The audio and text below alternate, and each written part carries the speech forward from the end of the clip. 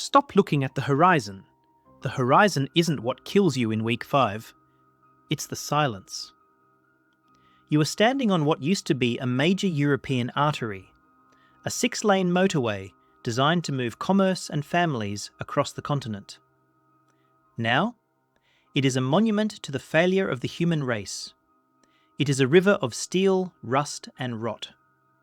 Thousands of vehicles, bumper to bumper, stalled forever in the exact moment the panic took hold.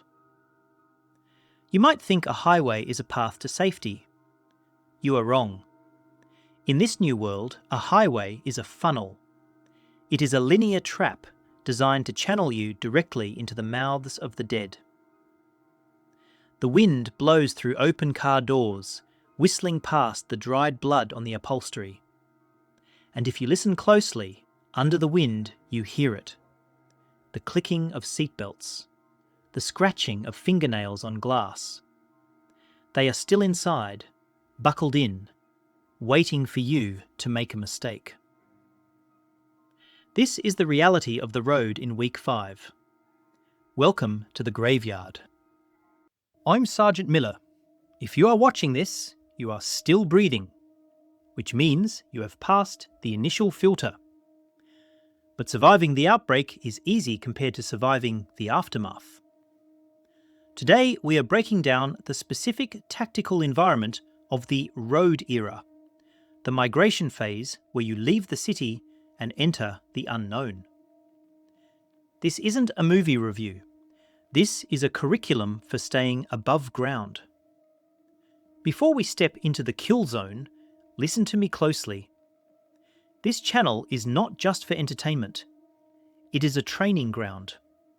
We are building a unit of prepared individuals who understand that hope is not a strategy. If you want access to the war room, if you want to be part of the decision-making process for the next scenario, you need to enlist. Click the Join button below. Secure your rank. Support the mission. Now, check your gear. We are moving out. Visualize the terrain. You are 10 clicks outside the city limits. The initial chaos has settled into a grim stagnation. Ahead of you lies the Iron River, kilometres of gridlocked traffic. This isn't a parking lot, it's a crime scene that stretches for miles. The vehicles are wedged together at impossible angles, paint traded, metal crumpled. Some doors are flung open, inviting you to loot. Others are locked tight. You see a station wagon, the back window focused on by the sun, condensation dripping on the inside. A family sits in there, mum, dad, 2 kids in the back. They haven't moved in 5 weeks. They are desiccated, grey, their eyes milky white. They are strapped in, waiting. As you walk past, the father's head snaps toward you. The seatbelt tensioner locks. He can't reach you, but he thrashes against the nylon restraint, rocking the entire car on its suspension. The squeak of the springs is deafening in the silence. This is the texture of your environment. Every third car holds a prisoner. Every open door creates a blind spot. You aren't walking down a road, you are navigating a minefield where the mines have teeth. The average civilian looks at this traffic jam and sees a resource. They see luggage roof racks filled with supplies. They see fuel tanks that might still have siphoned gas. They treat it like a shopping mall. This is the looting instinct, and it gets people killed. They weave between the bumpers, eyes glued to the back seats, looking for water bottles or backpacks. They forget tactical spacing. They squeeze through gaps barely 18 inches wide between a lorry and a sedan. When they do that, they lose all situational awareness. They can't see what's on the other side of that truck. They can't see the crawler zombie underneath the chassis. And most importantly, they create noise. The sound of a boot scraping on asphalt echoes. The sound of a door handle being tried snaps through the air like a gunshot. The amateurs panic when the thrashing starts. They try to run, but they are in a maze of waist-high steel. You can't sprint in a gridlock. You trip. You get hemmed in. And then the doors that were unlatched start to push open. I can hear some of you keyboard commandos already. You're typing, "Sergeant Miller, why didn't the military just clear the roads? Why didn't they use plough tanks or dozers to push the cars off?" Let me steelman that argument. You think a recovery vehicle, or an M1 Abrams, has the torque to just shove 10 miles of compressed steel aside like it's cardboard? Here is the physics lesson you didn't ask for. When cars are bumper to bumper, keyed in, brakes applied, and wedged together, they form a solid mass. You aren't pushing one car, you are pushing the friction coefficient of 1,000 tyres simultaneously. No engine on Earth moves that without mechanical failure. And even if they could, where do they push them? The embankments are steep. The guardrails are reinforced steel designed specifically to stop cars from leaving the road. The infrastructure that kept us safe is now the cage that traps us. The military didn't clear the roads because the logistical chain collapsed before the heavy engineering assets could be deployed to Sector 4. The crews turned or deserted. The fuel ran dry. So, drop the fantasy that someone should have fixed this. No one is coming. The jam is permanent. Now, let's talk about the specific threat of the half-turned. The zombie in the car isn't just a hazard, it's a proximity alarm. In this scenario, the virus hit while people were driving. They turned, they crashed, or they died of dehydration while trapped. The result is thousands of seatbelted sentries. They are dormant until you get close. Here is the nightmare scenario. You are creeping between a sedan and a concrete median. Tight squeeze. Your backpack straps catch on a side mirror. You jerk it free. The car rocks. Inside, the driver wakes up. He lunges at the window, smacking the glass with a wet, heavy thud. That sound? It travels. Suddenly, the car in front starts rocking, then the one 2 rows over. It's a chain reaction of agitation. You haven't just woken one, you've turned the entire sector into a percussion section. And the ones who aren't wearing seatbelts? The ones who can open doors? They are now homing in on your position, and you are stuck in a narrow chute with nowhere to go but up or down. This is why we stay off the hardball. So how do you move? You look at the jam, and you reject it. You treat the road surface as denied terrain. Instead, you move to the verges, the grassy embankments, the service roads. You are walking on uneven ground, ankle deep in mud, slipping on wet grass, but you are alive. You keep the wall of cars on your flank, never letting yourself get surrounded. You see a gap in the traffic, a temptingly clear lane. Do you take it? No, because a clear lane is a fire lane. It's a sightline for the dead. You stay low on the embankment. You watch your footing. You are wet, you are cold, and your boots are heavy with clay. Your family is complaining. They want to walk on the flat asphalt. They want to stop and rest in a camper van. You look at them and you don't see annoyance. You see liability.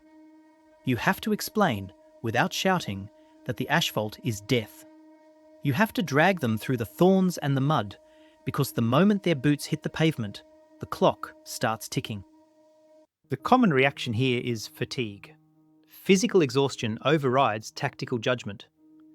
After 3 days of hiking through mud on a 45-degree incline along the highway shoulder, your brain starts to lie to you.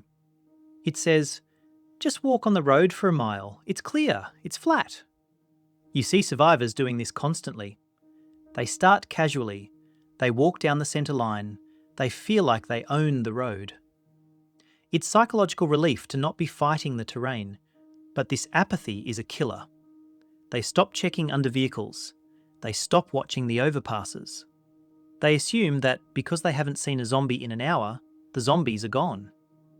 They aren't gone. They are dormant. The moment that apathy sets in, you miss the subtle signs. The fresh blood smear on a guardrail. The shadow moving inside a tinted SUV. You trade security for comfort.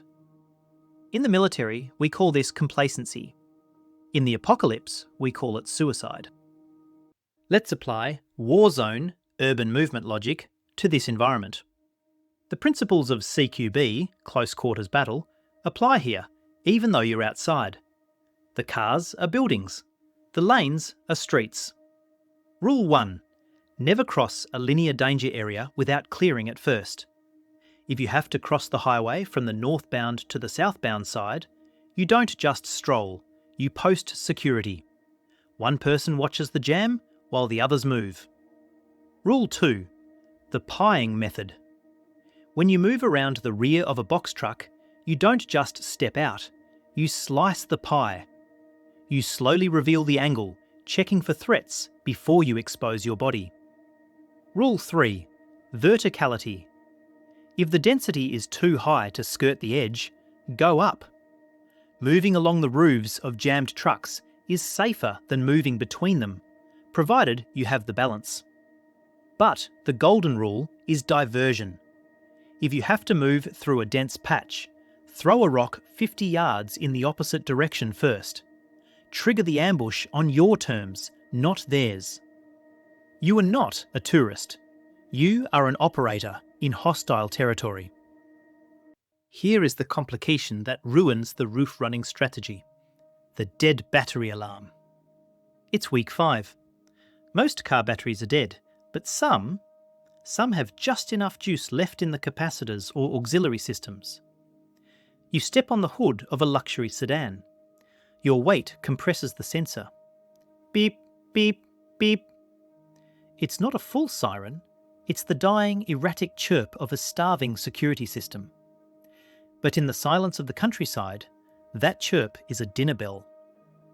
Every zombie within a half-mile radius locks onto that sound.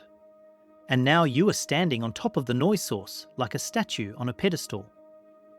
You can't jump down because they are swarming the base of the car. You are isolated on an island of steel while the tide comes in. This is why we test surfaces. This is why we don't trust technology, even when it's broken.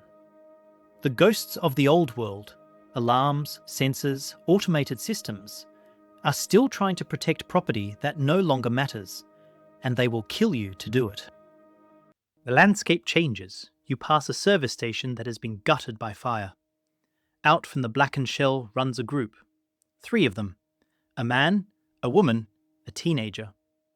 They are filthy, eyes wide with a specific madness of sleep deprivation. They see you, someone with gear, someone who looks like they have a plan, and they sprint toward you. They aren't attacking, they are begging. Help us, please, we have nothing, just some water. You see the woman is limping. A rag is tied around her calf, soaked through with dark, oxidizing blood. She tells you it was glass. She tells you she fell. But you know the bite pattern of a human mandible. You know what infection looks like. They are closing the distance fast, desperate for salvation, bringing their noise, their scent, and their infection vector straight into your perimeter. Your hand goes to your weapon, not because you want to hurt them, but because they are a biological bomb that is about to go off. This is where the protection mindset overrides the survival mindset. If it was just you, maybe you'd risk it. Maybe you'd toss them a bottle. But you aren't alone. You have a child behind you who is looking at you to be the wall between them and the horror.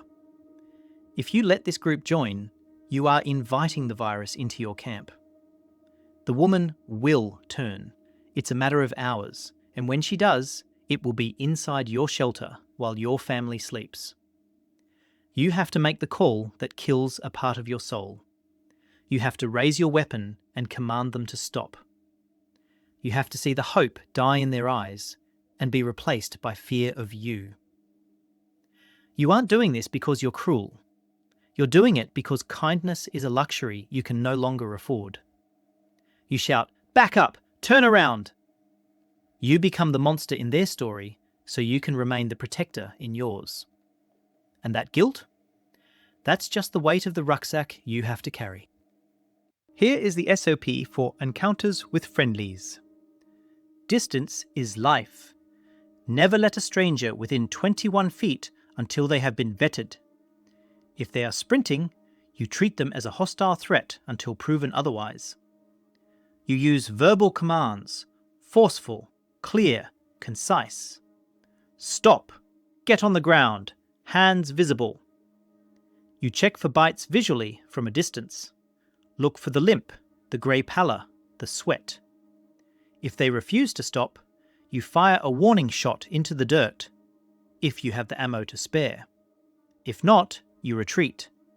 Do not let them guilt trip you into proximity. If you decide to help, you do it via the drop and go method. You place supplies on the ground, back away 50 yards, and let them retrieve it. No hand-to-hand transfers, no touching. This isn't a charity line, it's a biohazard containment zone. You are your own CDC. You enforce the quarantine, or you become the statistic. But here is the twist. Sometimes the panicked family isn't panicked. They are performance artists. In a world without law, the wolves wear sheep's clothing. That limping woman, maybe she is bitten, or maybe the blood is fake, and while you are focused on her tragic story, 2 men are flanking you through the tall grass on the embankment. This is the distraction ambush. It's the oldest trick in the book, adapted for the apocalypse. They use your empathy as a weapon against you. They know you will hesitate to shoot a crying mother. That hesitation is the window they need to put a knife to your throat and take your gear. This is why you never fixate on the speaker. You keep your head on a swivel. You watch the periphery. If something feels too dramatic, too loud, too perfectly tragic, it's a trap. Trust your gut. If the hairs on your neck stand up, safety is off. 5 miles down the road, the texture changes again. The chaos of the cars is cleared.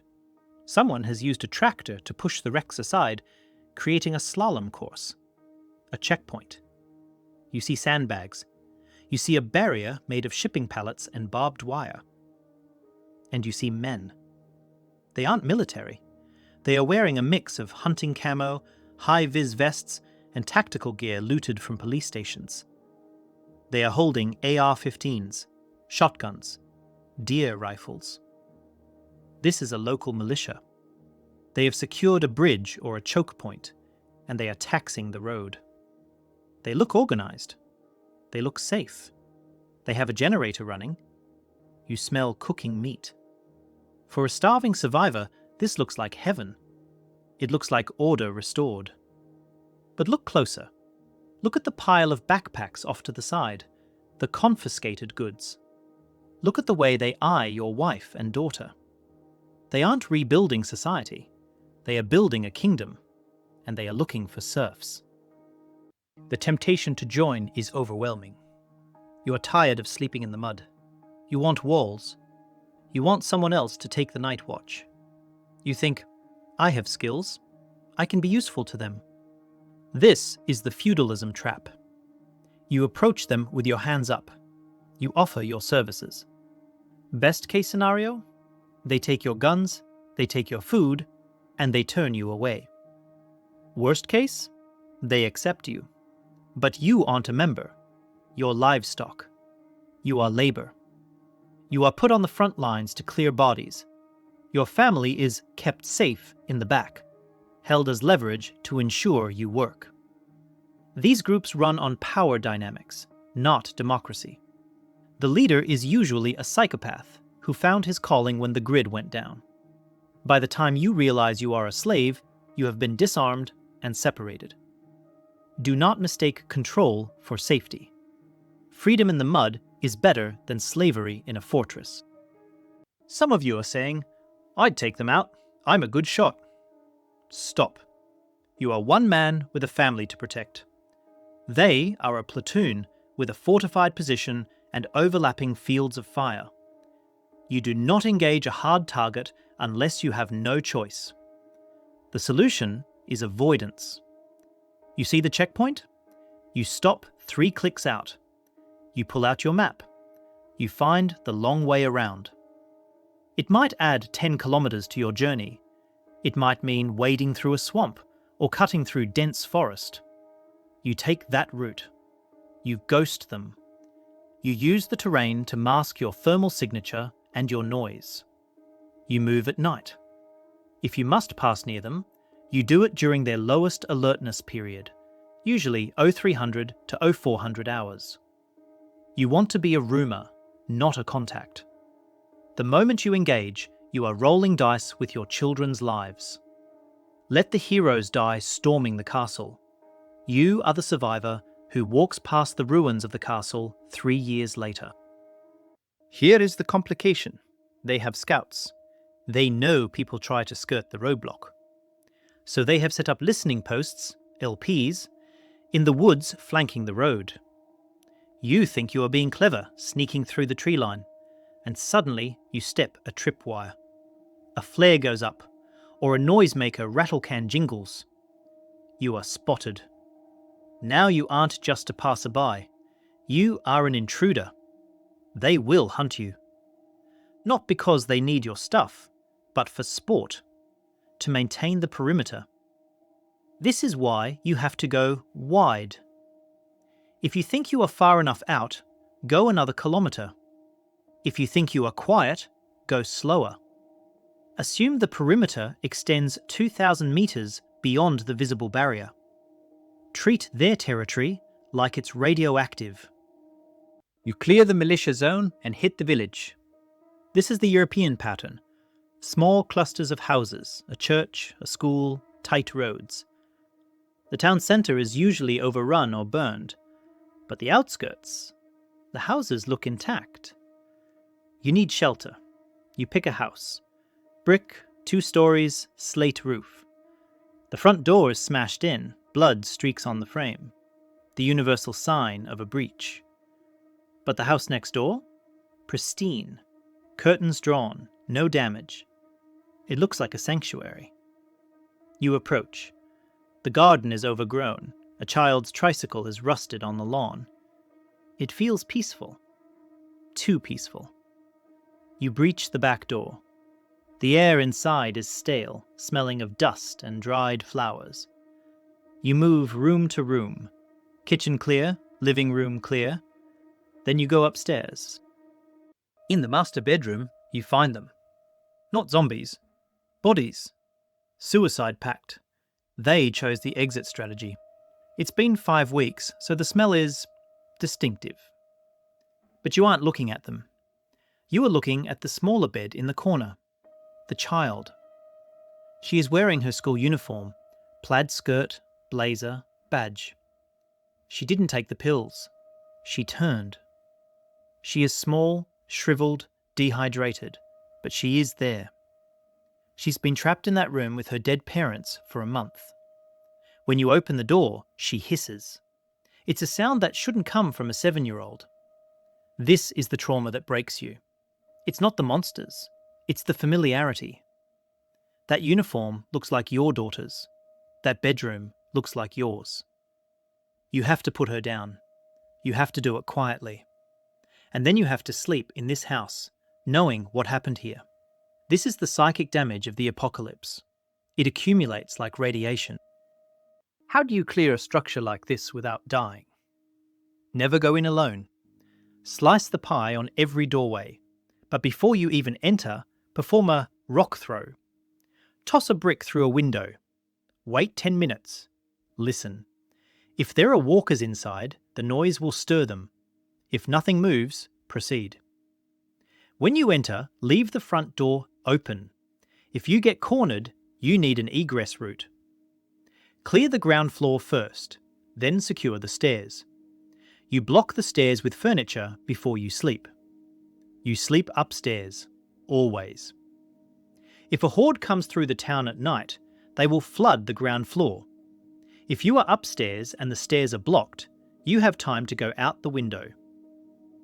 Never sleep in a room without a window, and never, ever assume a locked door means an empty room. A locked door just means the threat is contained, until you turn the handle. The complication in European villages is the architecture. These houses share walls, terraced housing or semi-detached. You clear your house, it's safe. But the house next door? It's full of them. And the loft space, the attic, often connects or has thin dividers. You are sleeping soundly, and suddenly you hear scratching above you. The zombies in the next house have smelled you through the vents. They are breaking through the drywall in the attic. They are dropping down through the ceiling hatch. You thought your perimeter was the front door. You forgot the third dimension. You are fighting in a hallway, in the dark, against enemies falling from the ceiling. Always check the attic. Always check the adjoining walls. We have talked about cars, militias, and houses, but the real enemy in Week 5 isn't the zombie. It's the assumption that the world is coming back. Every time you hesitate to loot a body, every time you wait for the government, you are betting on a ghost. The world you knew is gone. It has been replaced by a new ecosystem. In this ecosystem, you are not a citizen. You are calorie intake for a predator, or you are a resource for a tyrant. The only thing that separates you from the corpse in the car is your will to adapt. You have to stop mourning the old world. You have to stop looking for the pause button. There is no pause. There is only the road. And the road doesn't care if you are a good person. It only cares if you are a prepared one. The simulation ends here for the civilians, but the training continues for the unit. We are tracking a new threat vector for Week 6, winter conditions and frozen walkers. If you want that briefing before the frost sets in, you need to be in the war room. Click the join button. Become a member. It costs less than a box of ammo, and it's worth a hell of a lot more. Don't be the guy stuck in the traffic jam, be the one watching from the ridgeline. Get your gear sorted, check your water, watch your six. Dismissed.